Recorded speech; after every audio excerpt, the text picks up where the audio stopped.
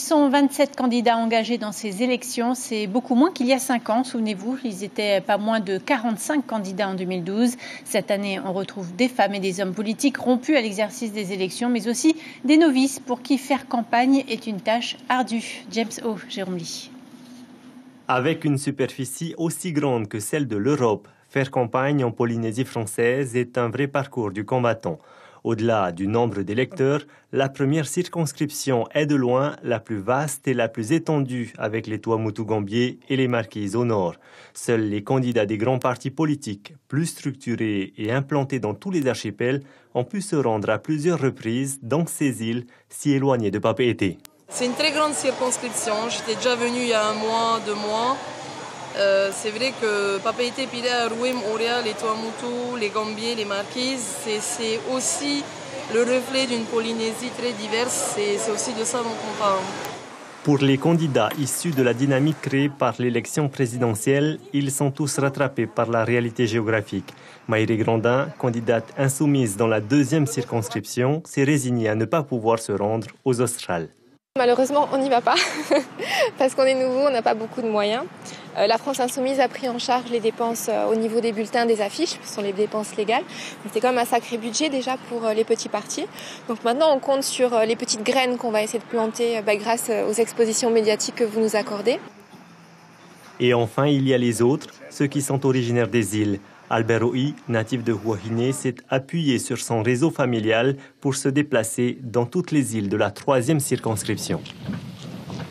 Notre démarche a été, avant même le lancement de la campagne, c'est d'aller à la rencontre de la population pour chercher des représentants dans chaque commune de cette circonscription. Et chose faite, j'ai pu trouver des référents, mais il a fallu quand même que je me déplace, que je me fasse connaître. La démarche d'Albert Oi et du Tauhoturou sera-t-elle payante? Réponse samedi soir.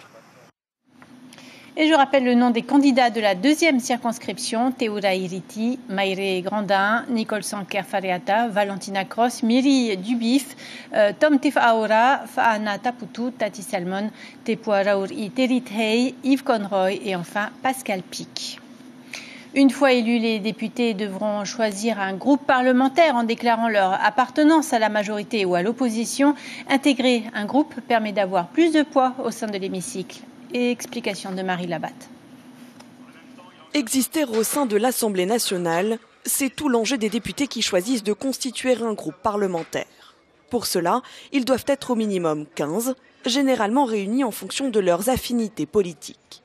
Une fois constitués, les membres du groupe devront signer une déclaration politique remise à la présidence de l'Assemblée nationale et déclarer son appartenance à l'opposition ou à la majorité.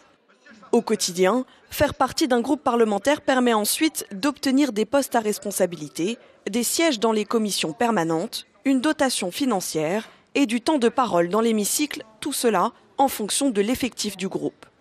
Un jour de séance par mois est réservé à un ordre du jour arrêté sur initiative du groupe.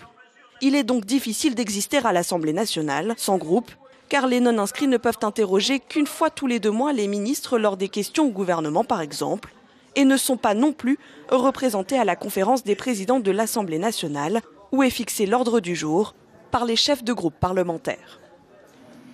Ce soir, dans ce journal, sachez que nous avions invité la candidate sans étiquette Corinne Adjé. Elle a finalement décliné l'invitation, elle n'était pas disponible.